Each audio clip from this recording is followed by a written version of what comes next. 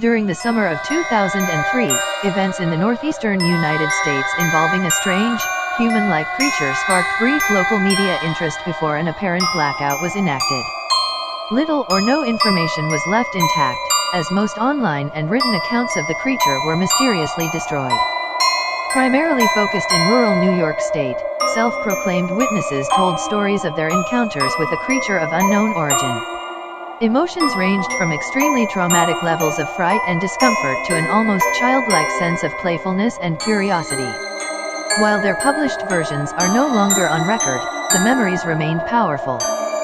Several of the involved parties began looking for answers that year. In early 2006, the collaboration had accumulated nearly 24 documents dating between the 12th century and present day, spanning 4 continents. In almost all cases, the stories were identical. I've been in contact with a member of this group and was able to get some excerpts from their upcoming book. The Rake, a suicide note, 1964. As I prepare to take my life, I feel it necessary to assuage any guilt or pain I have introduced through this act.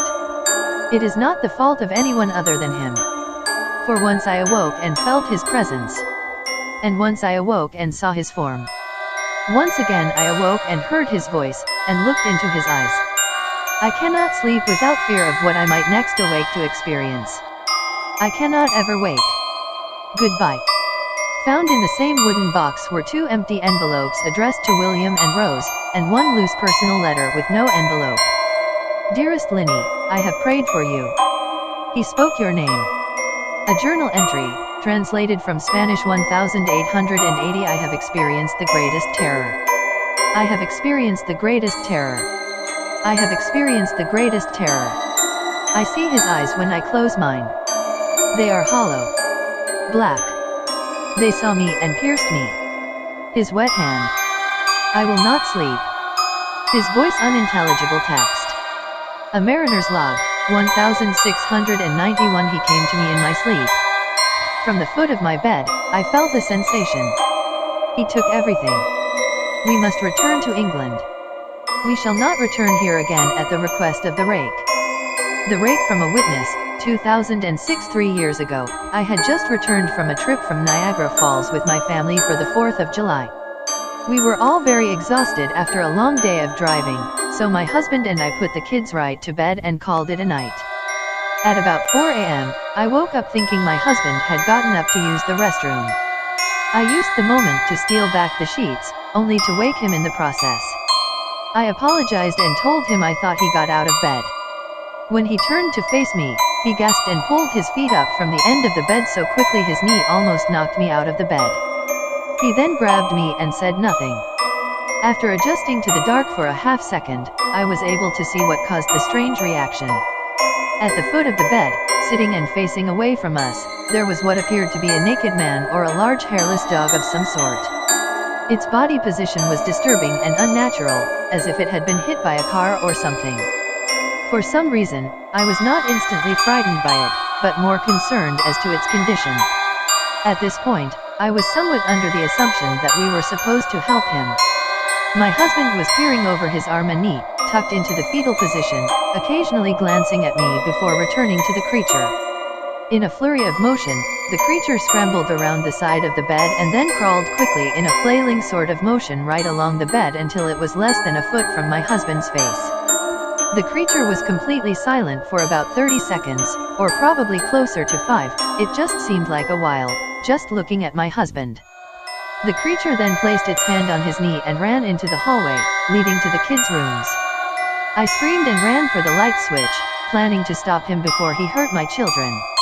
When I got to the hallway, the light from the bedroom was enough to see it crouching and hunched over about 20 feet away.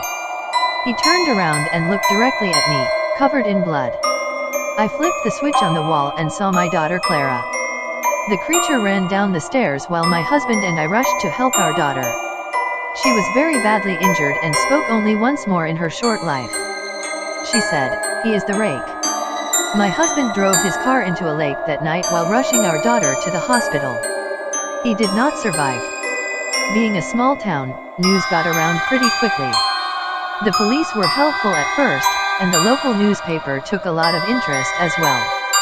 However, the story was never published and the local television news never followed up either. For several months, my son Justin and I stayed in a hotel near my parents' house. After we decided to return home, I began looking for answers myself. I eventually located a man in the next town over who had a similar story. We got in contact and began talking about our experiences. He knew of 2 other people in New York who had seen the creature we now referred to as the Rake. It took the 4 of us about 2 solid years of hunting on the internet and writing letters to come up with a small collection of what we believe to be accounts of the Rake. None of them gave any details, history, or follow-up. One journal had an entry involving the creature in its first 3 pages, and never mentioned it again. A ship's log explained nothing of the encounter, saying only that they were told to leave by the Rake. That was the last entry in the log. There were, however, many instances where the creature's visit was one of a series of visits with the same person. Multiple people also mentioned being spoken to, my daughter included. This led us to wonder if the Rake had visited any of us before our last encounter. I set up a digital recorder near my bed and left it running all night, every night, for 2 weeks. I would tediously scan through the sounds of me rolling around in my bed each day when I woke up. By the end of the 2nd week, I was quite used to the occasional sound of sleep while blurring through the recording at 8 times the normal speed. This still took almost an hour every day. On the first day of the 3rd week, I thought I heard something different. What I found was a shrill voice. It was the Rake. I can't listen to it long enough to even begin to transcribe it. I haven't let anyone listen to it yet. All I know is that I've heard it before, and I now believe that it spoke when it was sitting in front of my husband. I don't remember hearing anything at the time, but for some reason, the voice on the recorder immediately brings me back to that moment. The thoughts that must have gone through my daughter's head make me very upset. I have not seen the Rake since he ruined my life, but I know that he has been in my room while I slept. I know and fear that one night I'll wake up to see him staring at me.